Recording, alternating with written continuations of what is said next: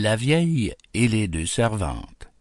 Fable numéro 6 du livre 5e des Fables de Jean de La Fontaine. Un enregistrement de Jean Lambert pour LibriVox.org. La vieille et les deux servantes. Il était une vieille ayant deux chambrières. Elle filait si bien que les sœurs filandières ne faisaient que brouiller au prix de celle-ci. La vieille n'avait point de plus pressant souci que de distribuer aux servantes leurs tâches.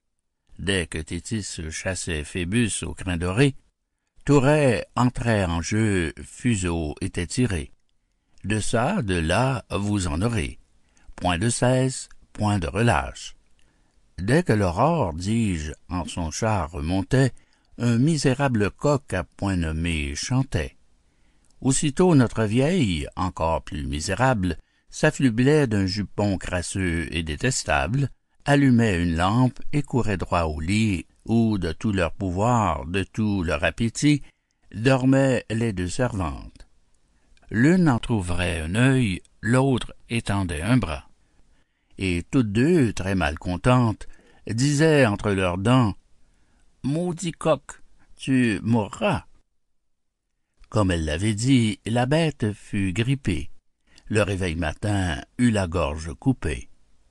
Ce meurtre n'amenda nullement leur marché. Notre couple au contraire, à peine était couché, que la vieille, craignant de laisser passer l'heure, courait comme un lutin par toute sa demeure. C'est ainsi que, le plus souvent, quand on pense sortir d'une mauvaise affaire, on s'enfonce encore plus avant. Témoin, ce couple et son salaire. La vieille, au lieu du coq, les fit tomber par là, le Caribe en Scylla. Fin de La vieille et les deux servantes. Fable numéro 6 du livre 5e des Fables de La Fontaine.